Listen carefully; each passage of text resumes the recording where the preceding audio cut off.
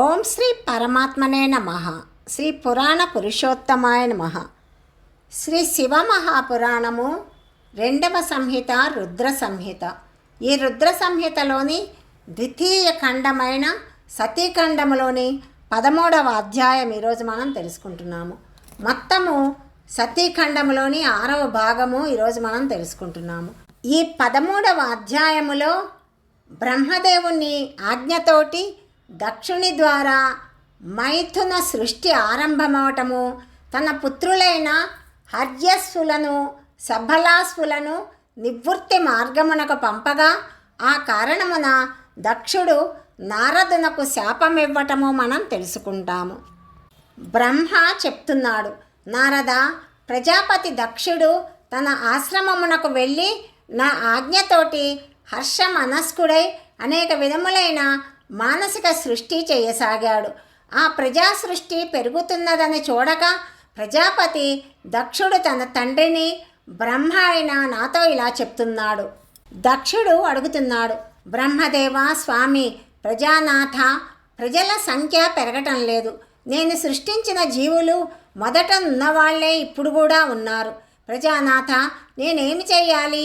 ఈ ప్రజలు, ఈ సంతానము తమంతట తామే వృద్ధి చెందాలి. అట్టి ఉపాయాన్ని నాకు చెప్పండి. దానికి అనుగుణముగా నేను ప్రజలను సృష్టిస్తాను. ఇందులో సందేహము లేదు.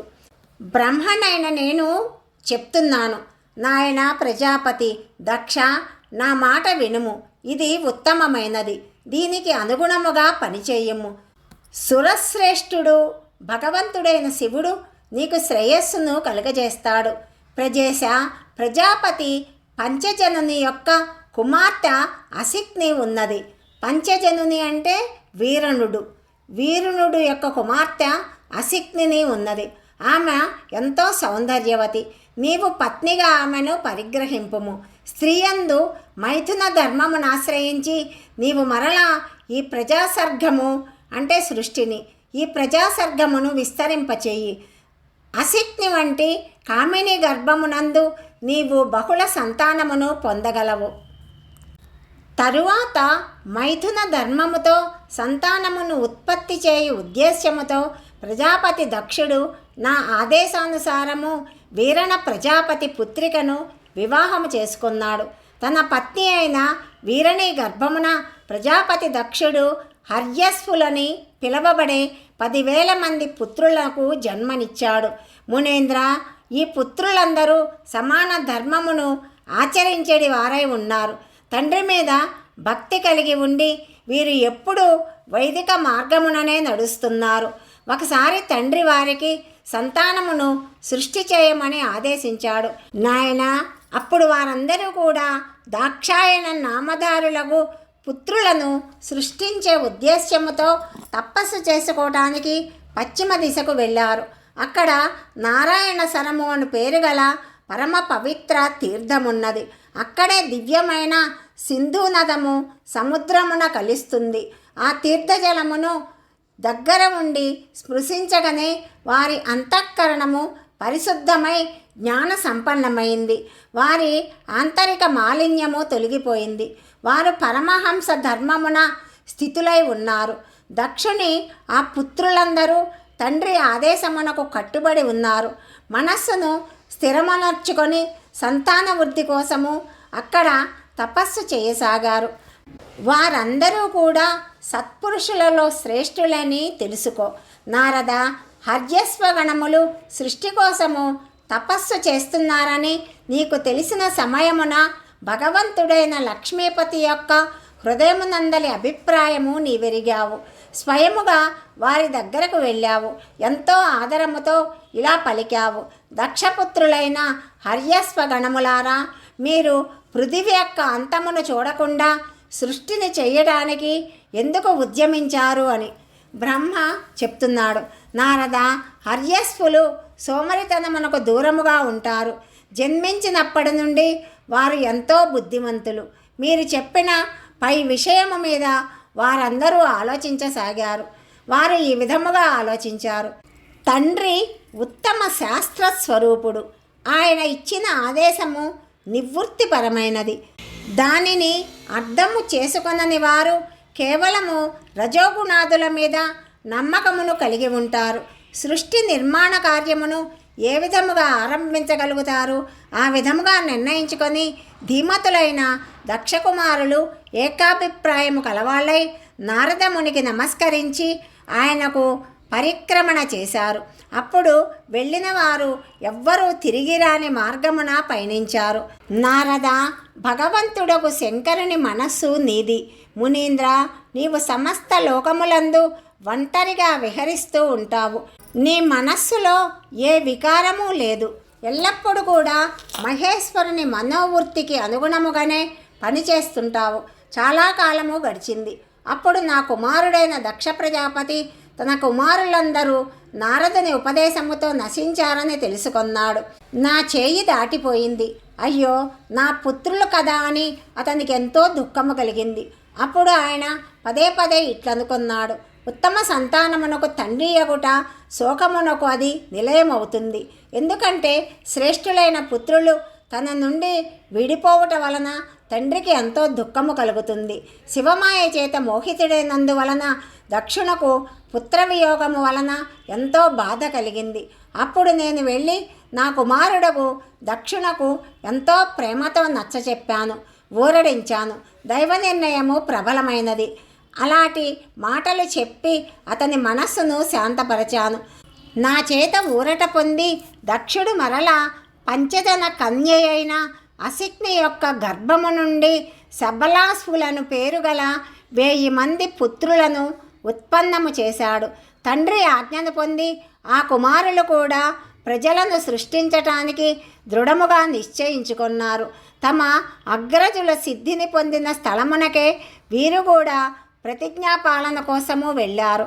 నారాయణ సరోవరమునందలి జలమును స్పృశించినంత మాత్రముననే వారి పాపములన్నీ నశించాయి. అంతఃకరణము పరిశుద్ధమైంది. ఉత్తమ వ్రతమును పాలించు ఆ శబలాస్వులు బ్రహ్మను జపిస్తూ అక్కడ గొప్ప తపస్సును చేయటం ప్రారంభించారు. బ్రహ్మను అంటే ప్రణవమును. ప్రజా సృష్టి కోసము వారు ప్రయత్నిస్తున్నారని తెలుసుకొని నీవు అంటే నారదుడు మరలా మునుపటిలాగా ఈశ్వరీయ గతిని స్మరిస్తూ వారి దగ్గరకు వెళ్ళావు. వారి సోదరులకు ఇంతకు ముందు చెప్పిన మాటలనే వీరికి చెప్పావు. మునీంద్ర, నీ దర్శనము అమోఘము. కాబట్టి నీవు వారికి కూడా వారి సోదరులకు సూచించిన మార్గమునే చెప్పావు. కాబట్టి వారు కూడా తమ సోదరుల మార్గమును అనుసరించి ఊర్ధ్వగతిని పొందారు. అదే సమయమున ప్రజాపతి దక్షునకు అనేక దుశ్శకునములు కలిగాయి. దీనివలన నా కుమారుడకు దక్షునకు ఎంతో ఆశ్చర్యము కలిగింది. ఆయన మనస్సులో ఎంతో దుఃఖించాడు. అతడు మునుపటిలాగా నీవు చేసిన పనితో తన పుత్రులు నశించారని గ్రహించాడు. దీనివలన అతనికి ఎంతో ఆశ్చర్యము కలిగింది. పుత్రశోకముతో మూర్ఛిల్లాడు. ఎంతో కష్టమును అనుభవించసాగాడు. తరువాత దక్షునకు నీ మీద కోపము వచ్చింది. ఆయన ఈ నారదుడు ఎంతో దుష్టుడు అని పలికాడు. దైవికముగా అదే సమయమున దక్షుని అనుగ్రహించటానికి నీవక్కడికి చేరావు. నిన్ను చూడగానే శోకావేశముతో కూడిన దక్షుని పెదవులు రోషముతో వణకసాగాయి. నీవు ఎదుట ఉండగా అతడు నిన్ను ధిక్కరిస్తూ నిందించసాగాడు. దక్షుడు ఇలా చెప్తున్నాడు, ఓ నీచుడా, నీవేమి చేశావు? నీవు అసత్యపు సాధువుల వేషము ధరించావు. నిజమైన సాధువు కావు. దీని ద్వారా మోసగించి అమాయకులైన మా బాలులకు భిక్షామార్గమును చూపించావు. ఇది నీకు మంచిది కాదు. నీవు నిర్దయుడవు, శఠుడవు. ఈ బాలురు ఋషి రుణము నుండి, దేవరుణము నుండి, పితృరుణము నుండి ముక్తులు కాలేదు. వారి ఇహలోక పరలోక శ్రేయస్సును నశింపజేశావు. ఈ 3 రుణములు తీరకుండా మోక్షకాంక్షను మనస్సునందుంచుకొని తల్లిదండ్రులను పరిత్యజించి ఇంటి నుండి వెడలిపోయి సన్యాసులయ్యారు. అట్టివారు అధోగతి పాలవుతారు. నీవు నిర్దయుడవు, ఎంతో లజ్జావిహీనుడవు. పిల్లల బుద్ధియందు భేదభావము కల్పించి నీ గొప్ప కీర్తిని స్వయముగానే నశింపచేసుకున్నావు. మూర్ఘుడా, భగవంతుడైన విష్ణుదేవుని పార్షదులతో వ్యర్థముగా తిరుగుతున్నావు. అధమాధముడవు. పదే పదే నాకు అమంగళమొనరించావు. కాబట్టి నేటి నుండి నీవు త్రిలోకములందు సంచరిస్తావు. ఎక్కడా స్థిరముగా ఉండవు. నీవు నిలవడానికి ఎక్కడా సుస్థిరమైన నీకు ఆవాసము లభించదు. నారద, నీవు సాధుపురుషుల చేత సమ్మానితుడవు అయినప్పటికీ అప్పుడు దక్షుడు దుఃఖవశుడై నీకట్టి శాపము ఇచ్చాడు. ఈశ్వరుని ఇచ్ఛను తెలుసుకోలేకపోయాడు. శివుని యొక్క మాయ అతనికి మిక్కిలి మోహితుని చేసింది. మునీంద్ర, నీవు ఆ శాపమును నిశ్శబ్దముగా గ్రహించావు. నీ చిత్తమునందు ఏ వికారము రానివ్వలేదు. ఇదే బ్రహ్మభావము. ఈశ్వర కోటికి చెందిన మహాత్ములైన పురుషులు స్వయముగా శాపమును తొలగించుకోవటానికి సమర్థులై కూడా దానిని సహింపరు అని బ్రహ్మదేవుడు నారదునితో చెప్తున్నాడని శౌనకాది మునులకు సూత మహర్షి చెప్పాడు. అధ్యాయము 13 సమాప్తము. 14వ అధ్యాయము గురించి తదుపరి భాగంలో తెలుసుకుందాం. సర్వం శ్రీ పరమేశ్వరార్పణమస్తు.